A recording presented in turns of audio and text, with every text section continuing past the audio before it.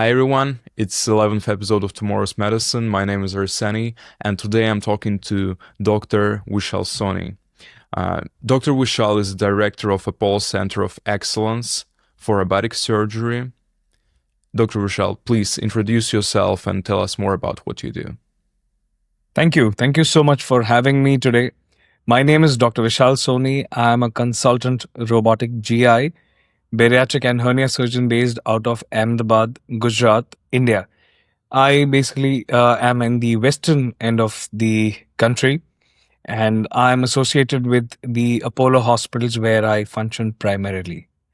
My uh, main field of interest and work is gastrointestinal surgery, and the subspecialty that I deal in with is robotic surgery, hernia, abdomen wall reconstruction, and bariatric surgery.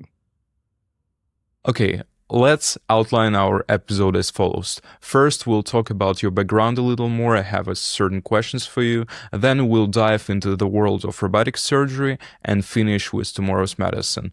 Does it seem right? Yeah, absolutely. Seems perfect. Okay, so the first question on your background. What was the exact moment when you decided to be a surgeon? Could you provide us with some kind of a lens? I think so. This would be a trip down the memory lane. Um, I believe it was way back in during my schooling days when people would often ask that, when you grow up, what you wish to be. And I always was fascinated about doing things with my hands. Okay, I'm a person who is more of a doer than thinker, maybe if I have to put it that way. So science excited me. The ability to do things with my hand kind of compounded that feeling. And way back in India, okay, there was this interesting channel that had got launched, which is called as Discovery Channel. Okay, so it was a lot about science and technology. It was the first gateway to what happens in various professional spaces. And one of the spaces that excited me the most was a hospital setup, an emergency room, for example. I was barely 10-year-old, 11 maybe, and I started seeing these episodes where I would see doctors, surgeons to be very specific, taking charge of the situation, performing surgeries, changing life in matter of minutes. And I think so. Then it was only about connecting the dots and carving out a journey, which got me here today. That way. That's an inspiring journey. And when at that journey did you realize that robotic surgery becomes a thing and started to learn, started to progress in that direction? So I did my residency program from 2010 to 2013. That's what, 13 years ago now. When I had just entered in the surgical specialty, I realized that this is a fast moving world. And what becomes relevant today becomes irrelevant in a matter of, say, a decade at the max, on the higher side. So what I saw was laparoscopic surgery, like I say, about 1.5 decades back, was considered a norm, or a regular thing, and robotic surgery was kind of just coming up. In India, 15 years back, it was just coming up. Globally, it's the presence was there since before that as well. So during my residency, I got introduced to this wonderful topic. It took me almost 7, 8, 9 next years to get my hands on the robot for the first time. During my fellowship, I had some small exposure, but not direct training on it. But yeah, a few years down the lane, I got trained on it, and that is where the entire robotic journey began. So sometime in 2020, 21, 5 years back, that is where we started our robotic journey and robotic program. And you've said, and of course, that time was different. There wasn't an exposure in India to robotic surgery, and globally, I think it was on completely different levels. So, could you address what changed in the surgeon's work? How, during these years, your maybe daily routine, the things you do have transformed? I would break my surgical journey into 3 bits. The first bit is when I was training, residency program. The second bit was the fellowship and the early professional career. pre-robotic surgery, and then it will be the post-robotic surgery. So we talk in three bits. I did my residency in one of the busiest public hospitals in the country. It is called as LTMMC, Lokmanya Tilak Municipal Medical College and Sion Hospital. It's based out of Mumbai. It's in a huge metropolitan city, and well, it was an overwhelmingly huge workload with regards to patients. Okay, so as I said, it's a busy unit. You have a truckload of patients walking in all the day and night. So there, the entire flavor of the surgical care was, how do we take care of everyone in the best possible way? We would always remain in a resource constrained environment. Okay, and technology and the access to technology was limited, if I have to put it that way. It wasn't something that you can ask for in middle of the night, or you can post multiple cases in a day and get away with it. It was not the situation. So learning surgery, honing your skills to become a surgeon, and then dealing with a huge volume. These were three kind of challenges that we tackled during our residency. And not only me, I believe a large batch of my contemporaries would have gone through the same grill to reach in their careers today.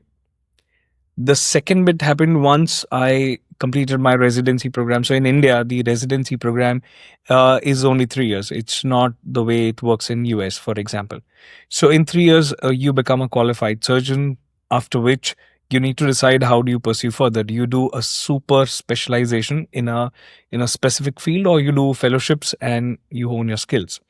I chose the second route. I knew for sure that I am interested in gastrointestinal surgery.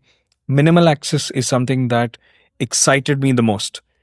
I could see through very clearly that the world wants minimum scars or no scars, and the technology is allowing us to perform the same surgery with almost no cuts or minimum cuts. So I did two fellowships in minimal access surgery, and that is exactly where I realized that this is the present, and the next generation equipments are already there on the horizons. So after having some training in minimal access surgery and some exposure to robotic surgery, I started my practice as a professional, as a private practitioner, sometime in 2015, 16. Okay, so I started working since then. And then it took me a few years to master the art and science of surgery and to slowly excel in minimal access platform, which basically formed the base for what was coming ahead.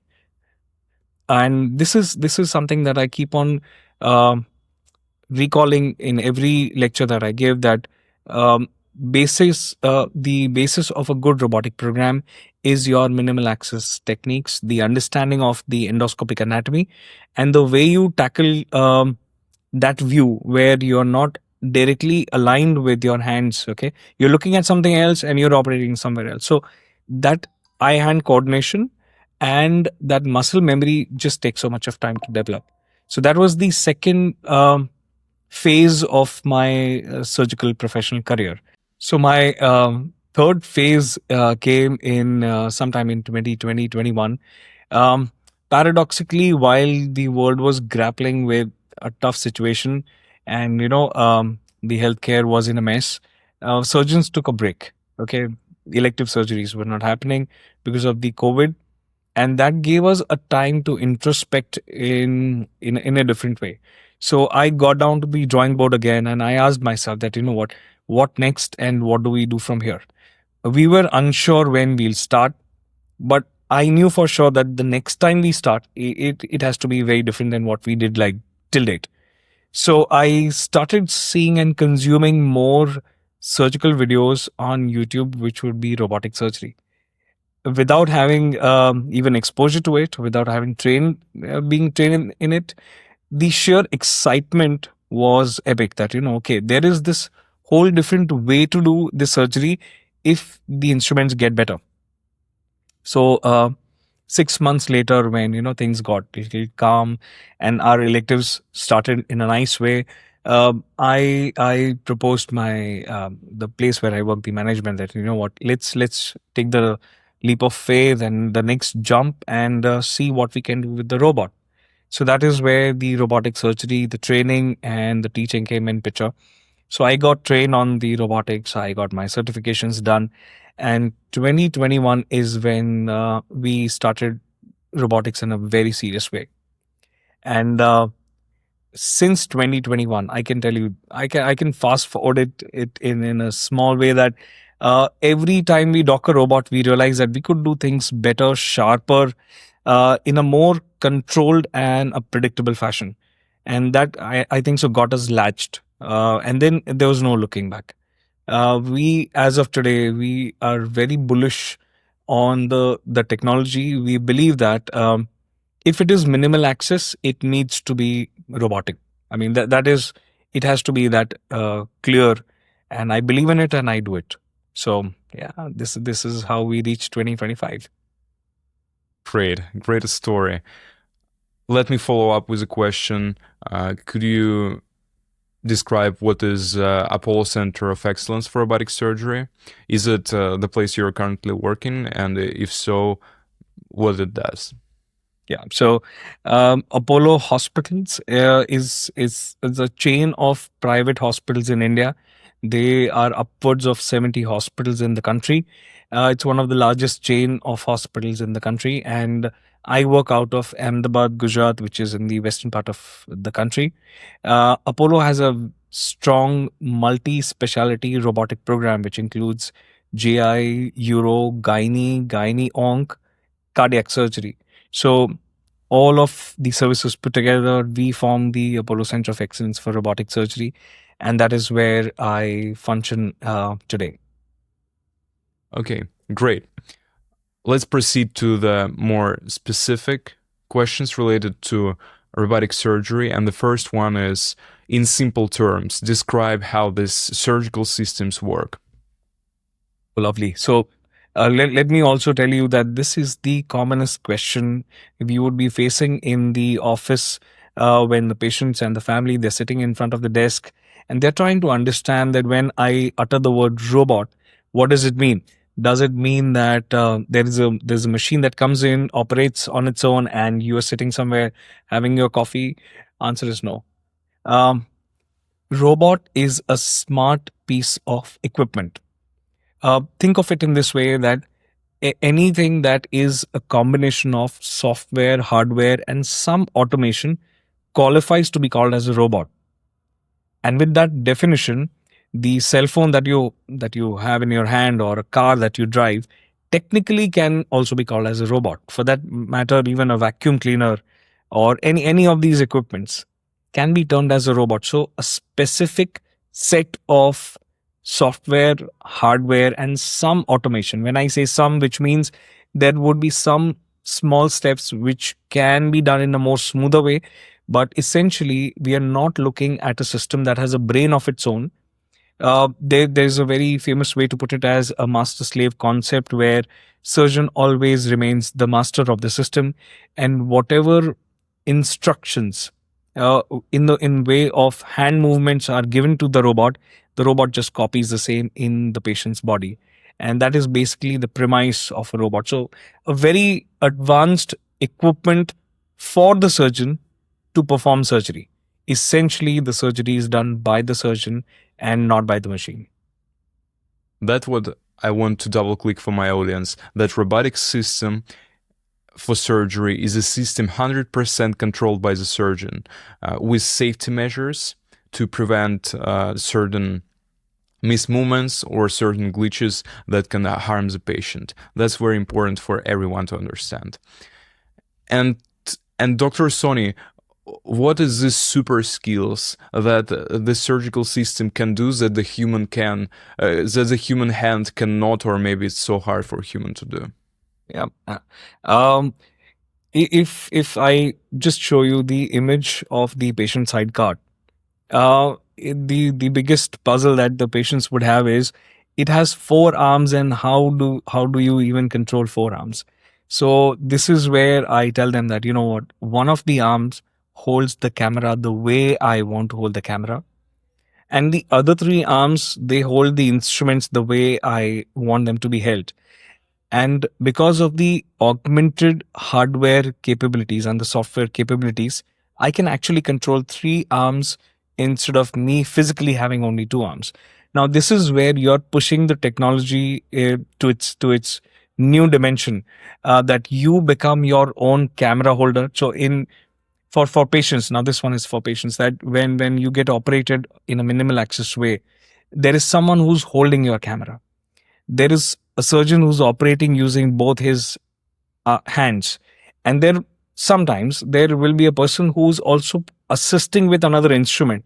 So there are sometimes three people involved in performing one surgery. How do you combine all of them into one? That is what robot does. So the robot holds the camera for you. The two arms, the primary arms, would hold my two instruments, and my assistant arm is controlled by myself itself. So I become my own assistant.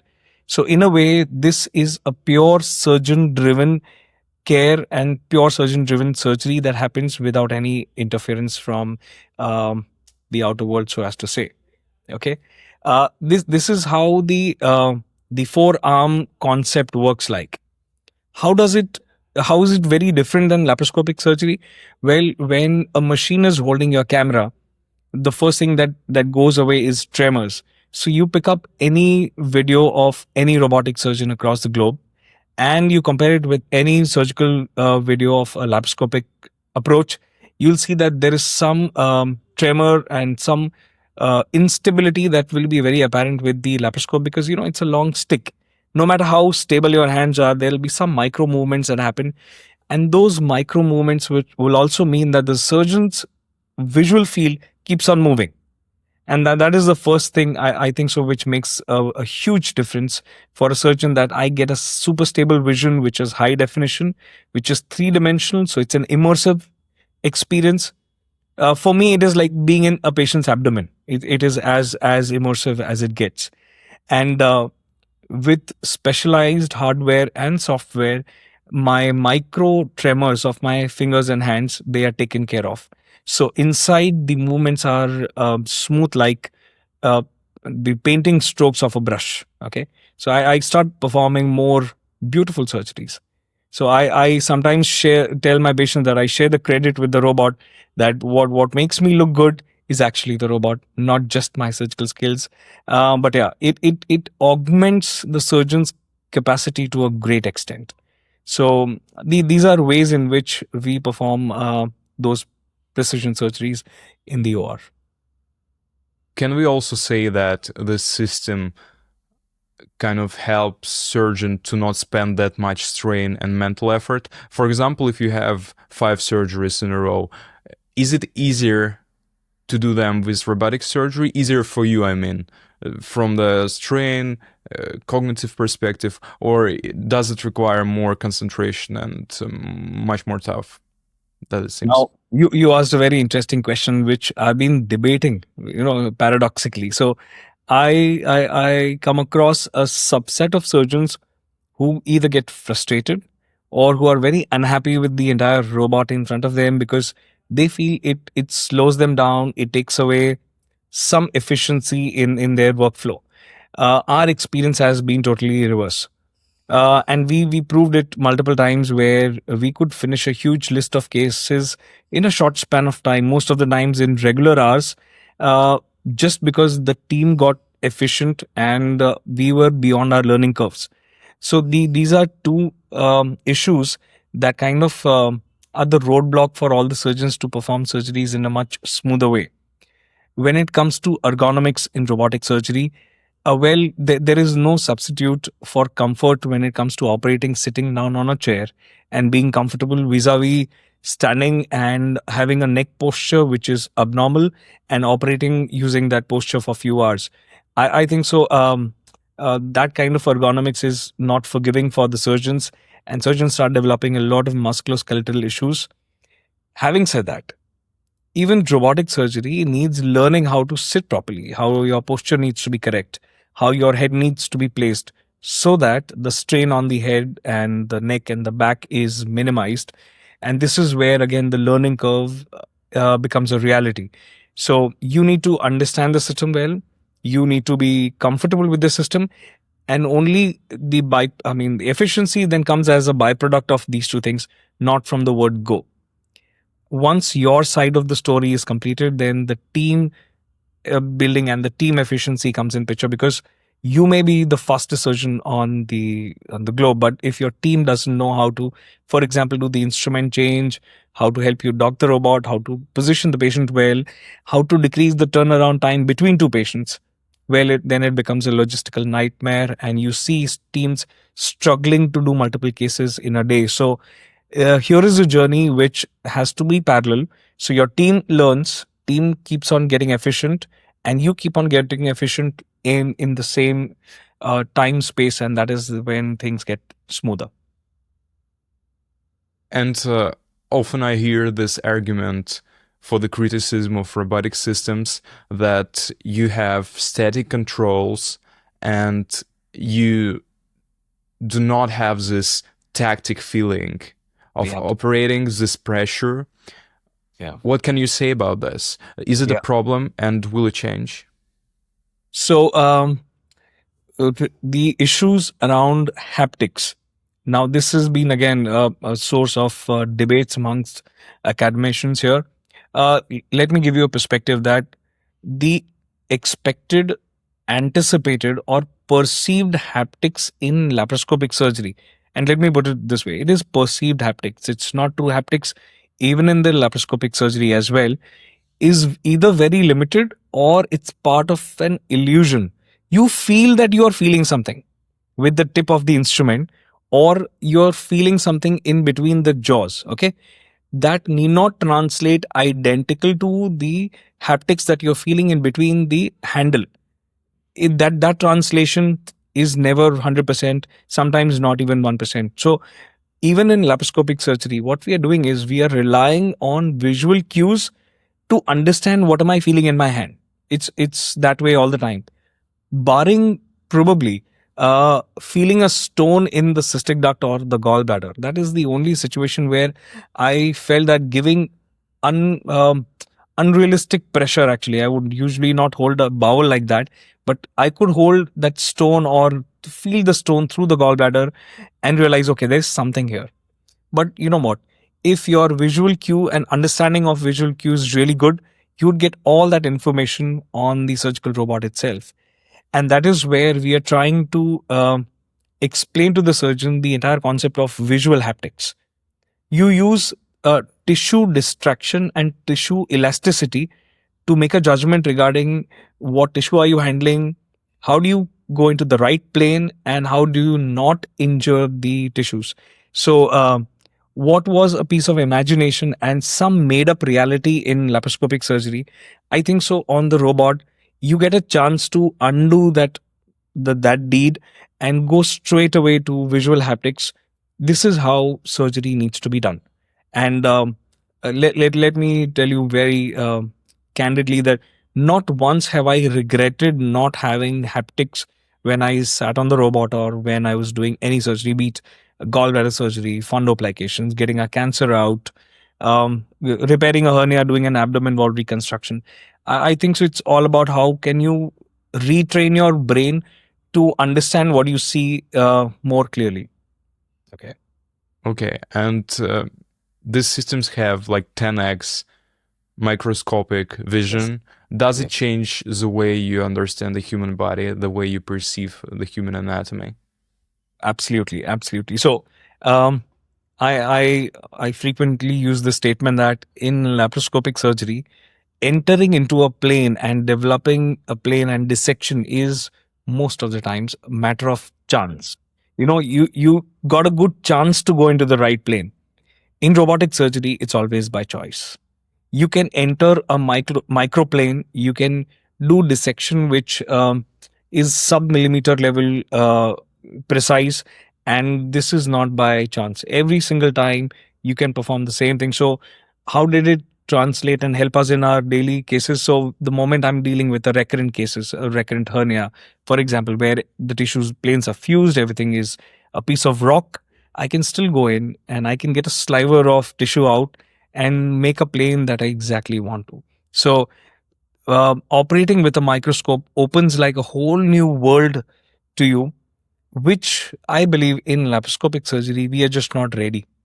When you're standing and you're trying to have instruments in your hand, having those chopsticks in your hand and trying to maneuver something, even if your assistant manages to go very close to the tissue, even smallest amount of movement translates into a huge movement inside because of the fulcrum effect, and you not be able to get that steady vision which allows you to perform those kind of surgery. So I think so it is given that the world is going micro, where everything has to be super precise, instead of you trying to figure out, okay, where am I going, where what should be, and then doing a corrective measure and coming in the right planes.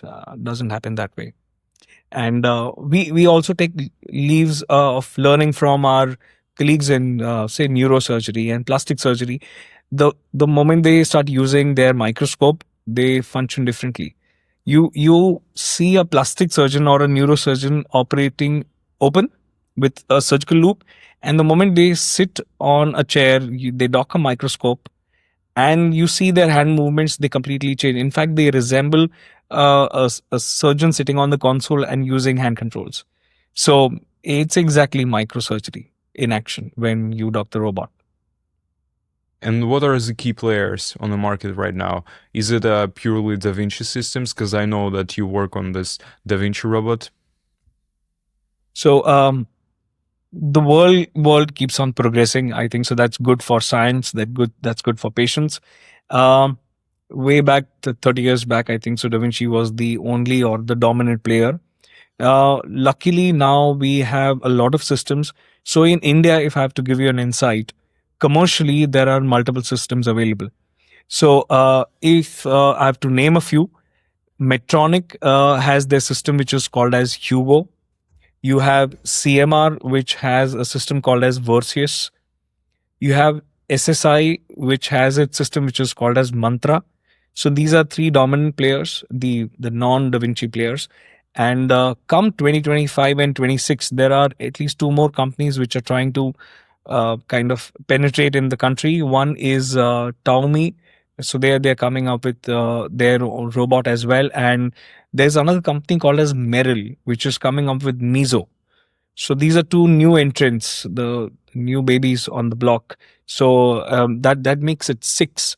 And what I hear and learn is that over next year there'll be at least two more companies coming in. So the field is progressing like on a lightning speed. What are the differences between these systems? Do they change the way you control the surgery, or is there new instruments? So I believe Intuitive sat on the patents for their robotic technology, the platform, the interface for a long period of time. I believe till almost 2022.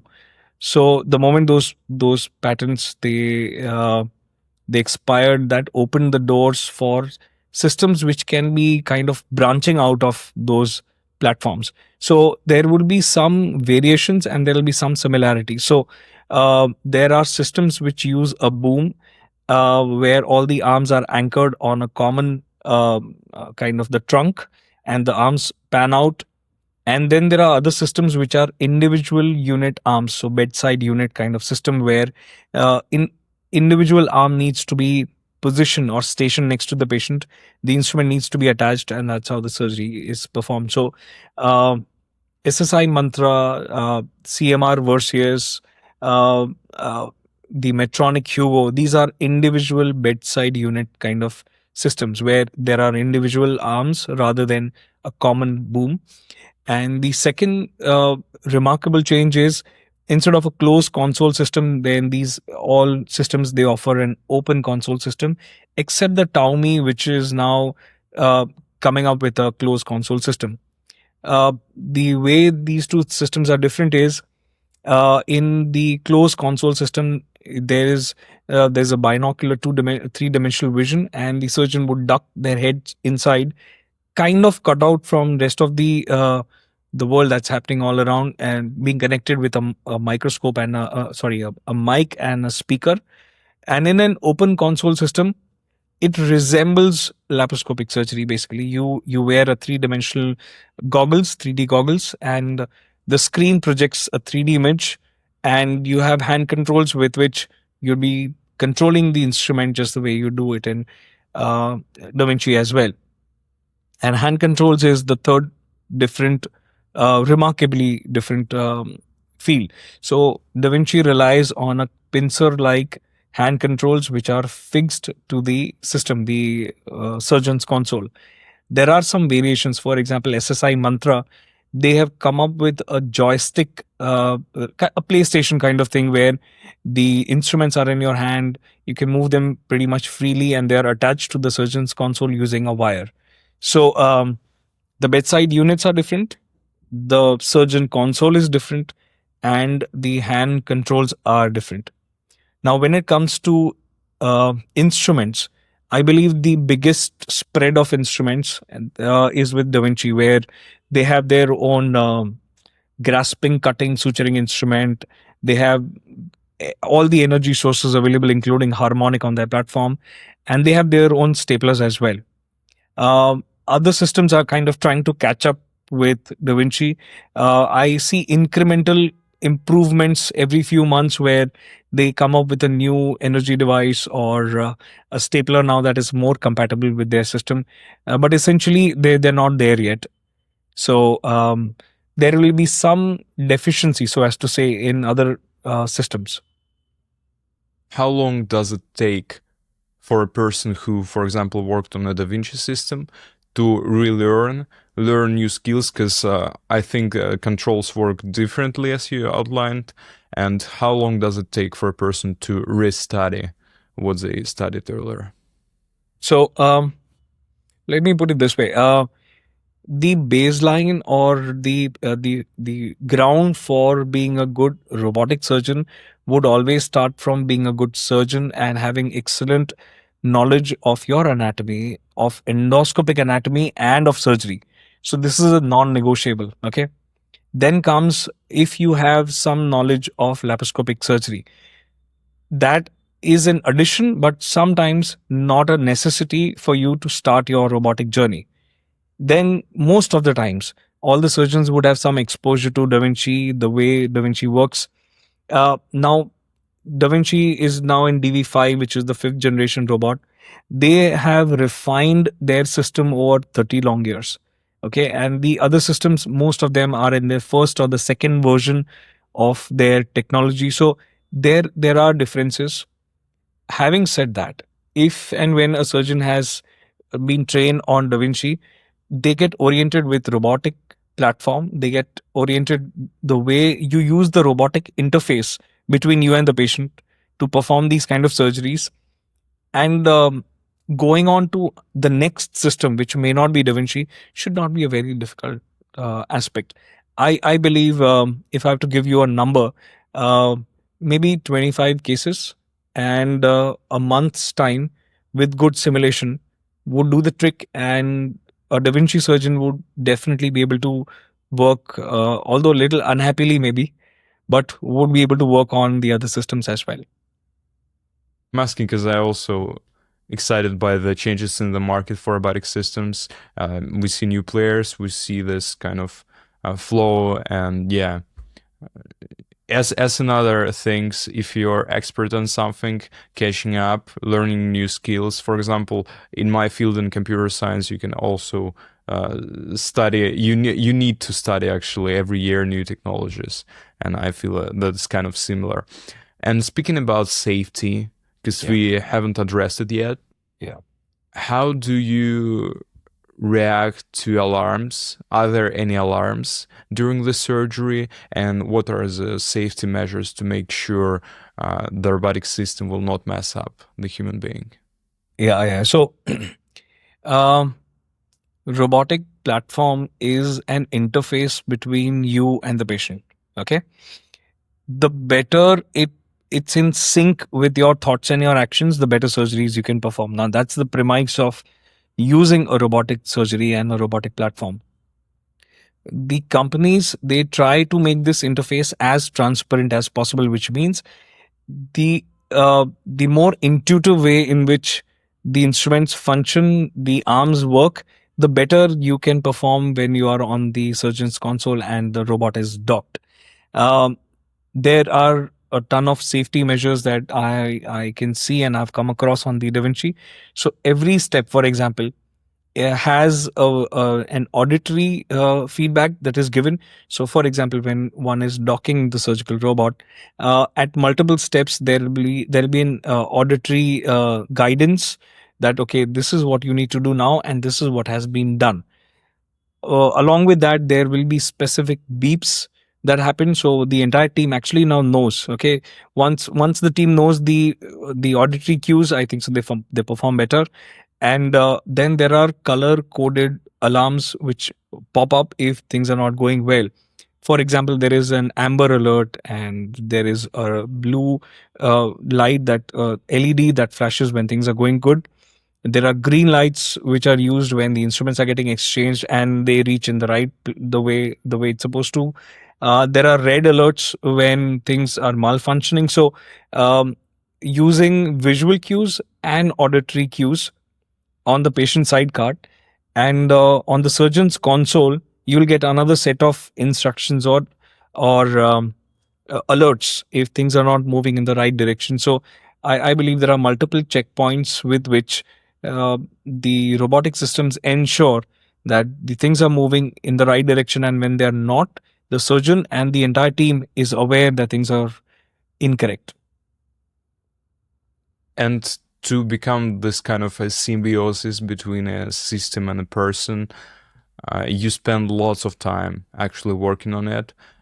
And I'm curious, how long is a typical operation? Are there any cases that you're sitting like 4 or 5 hours on the thing, or what's the time frame that you actually need to sit behind that console? Yeah. So, I'll tell you, I believe the shortest operative times would be in a non-inflamed gallbladder, which would take anything between, say, 10 minutes and 20 minutes. Okay. Mhm. Um, a primary hernia surgery will take anything between 30 minutes and 60 minutes, depending on the complexity of the case. And a fundoplication will take 60 to 90 minutes. And when I'm doing a colectomy or an LAR, it'll take anything between 90 minutes to 180 minutes, again, depending on the difficulty. So, as you take on either a multi quadrant surgery or you take on from dissectional surgeries to resectional surgeries, your times would keep on increasing. So the primary hernias surgeries and gallbladders would become minimal dissectional surgeries. You'll finish them faster, and most of the oncosurgeries would take a long period of time. I believe the longest would be HPB surgeries. They may take up to 5, 6, 7, 8 hours. Sorry, what's the hernia surgeries? I'm not familiar with it. Oh yeah. So hernia. Do you know what is hernia basically? No, no, No. no, Yeah. no, So no think idea. think of your abdomen wall as the roof of your abdomen when you're sleeping. There are some places where the roof can get cracked. I mean, things just pop open. The gap between the muscles, in the simplest possible way, that small gap, which is because of some disease or because of thinning, that is what we call as a hernia, HERNIA. And using the robot, we keep on repairing these kind of things. So yeah, that is a hernia surgery for you. Thanks for outlining, Dr. Vishal. And I feel let's proceed to the final part of the episode, speaking about the future of the system.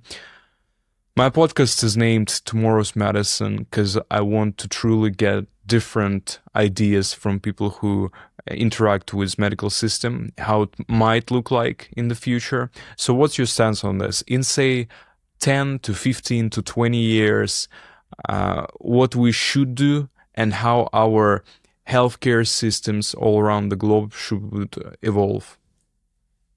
Thank you for that question. So everyone, keeps on getting super excited when we talk of robotics and we talk of future of surgery, because people want more predictable outcomes. People want zero or no complications, and these would form the premise of what lies in future for sure. 20 years, 15 years would be too difficult to predict. But if I go by movies, essentially we are looking at automated surgeries where a press of button, selection of the case, and the robot probably would be able to finish a surgery. That's the futuristic 15, 20 years down the lane. But if you ask me what comes ahead, say next 5 years, I think so that is the space which is becoming a little more predictable. So there is a ton of AI ML integration that is happening with the surgical robot. Now I feel this is a space where surgical robots are catching up with what is happening globally. There are other fields where AI ML has got super integration, but when it comes to healthcare, when it comes to surgery, one needs to be mindful that even rarest of the rare misadventure can put down an entire technology to bad light. So probably that's why you're seeing this in a more slower and a protracted way. So what we have already seen coming up in final stages of tech is integration of say radiological data into your surgical system, so that when you're moving in the surgical console, you're moving the camera, there is a three-dimensional augmented reality or a virtual reality interface which would move along with it, so you exactly know where to cut, how to cut, which is the right plane to enter in. The next exciting thing that is being stitched up is a no-fly zone kind of a concept where uh, multiple so the robotic systems have been fed data from multiple surgeries so as to make them understand that okay, this is the area which is unsafe, this is the area which is safe.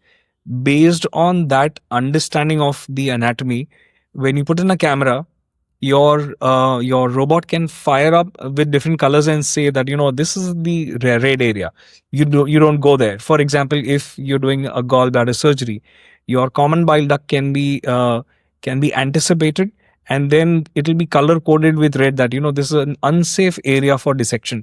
So kind of no fly zones are coming in a great way.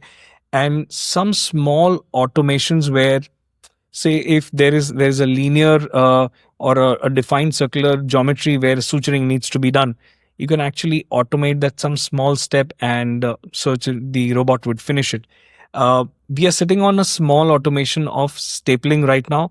For example, for stapling, you just press a button and the robot staples the entire bowel, you know, on its own, pretty much. So that automation is there. There is an extension of that automation coming up for some more steps. This will be a wishful thinking for the surgeons. Not there yet. I believe in next 2 3 years we'll start seeing, at least on trial basis. And the fourth exciting thing that is coming up is telesurgery. Okay, now the system is already capable of telesurgery since a decade back, but because of various let me put it, medical legal reasons, we want to be super sure that, you know, there is a surgeon who's 1,000 miles away trying to control a robot and perform that surgery. Now, it's an exciting field. How correct it is, how feasible is it, would it be safe for the patient? These are questions. The answers, you know, lie in the future. But I can tell you that that technology is already there in 2025. Our surgical robots pretty much can be controlled by any surgeon console across the globe. It's about probably plugging in and maybe allowing the same. So these are the bare bone minimum things. I also believe there is more work happening in enhancing the vision of the surgeon. So the better visual surgery you give to the surgeon, the better, you know, surgeon operates. So for example, the ICG that we use today, the indocyanine green dye, it kind of helps you color code the tissues, and it exactly tells me that this is where I need to cut and this is where I do not need to cut. So you give an injection to the patient, you put an infrared mode on the camera, and the tissues would light up fluorescent green. and the tissues which do not take up that color, they'll be gray or black. So that kind of differentiation because of various injections or modes on the optics is into development, and we'll see more of it coming in the next few years maybe. So this is a small peek into what lies ahead in maybe 5 years, and what's coming ahead in maybe 15 and 20 years. That's fascinating. I mean, speaking about the visual field, I can imagine how it will work. This AI systems that will, as you said, color different stuff that will pop up, maybe like phone notifications, what you're doing wrong and what you should do in other way. I can imagine that. But speaking about telesurgery, that blows my mind. People sitting in other cities, in other countries, it for some reason it bumps this kind of image of a room with like 20 surgeons at the same time operating different cases. And that is crazy. But it leaves me to a question. Do you feel pressured? Do you feel that there would be a close time when, as you said, like in the 20 years, we can live in this sci-fi future with robot operating? Do you worry about it? What do you think about it? Not really. You know what? The other day I saw a clip from 1945, and the talk track that we have today was identical. That, you know what, machines would come over, machines would take over our jobs, and it's a scary future. That's coming up, and it's about 75 years, and things are actually getting better. Uh, Humans, surgeons would learn how to use these machines in the best possible way for delivering things which were not feasible, say 10 years back, 20 years back. Okay. It would be enhancing their capabilities rather than competing with their capabilities. See, there is no substitute for a human being. No machine will be able to give the empathy and the emotions and understand the suffering that a person has as good as a doctor. So I feel that way. Surgeons should be really relaxed that your job is not getting away anytime soon, and rest. I think so. We'll put these machine to best use and enhance our capabilities, perform amazing surgeries, and decrease the complications to zero, which should be the ultimate goal. That you achieve the best surgery, you have zero complications, patients they have minimal pain, and yeah, they're happy in their lives the way they should be. So I'm not someone who has a doomsday philosophy that things are really going to go bad, or and go the other way. I am a very pro tech, and I believe every advancement in science is just going to improve our life for good. There is no substitute to human being. What a great phrase to end the episode. Thank you very much, Dr. Vishal. It was an interesting discussion. We covered all the topics we planned to cover. And yeah, I believe everyone now understands robotic surgery better. Thank you. Thank you for having me, and it was a very nice discussion. So yeah, I wish you all the best, and more such interesting podcasts to come. And I would be watching out for this show. Okay. Thank you. Everyone, you know what to do. Subscribe to Tomorrow's Medicine, follow our episodes, and see you in the episode number 12. Bye bye.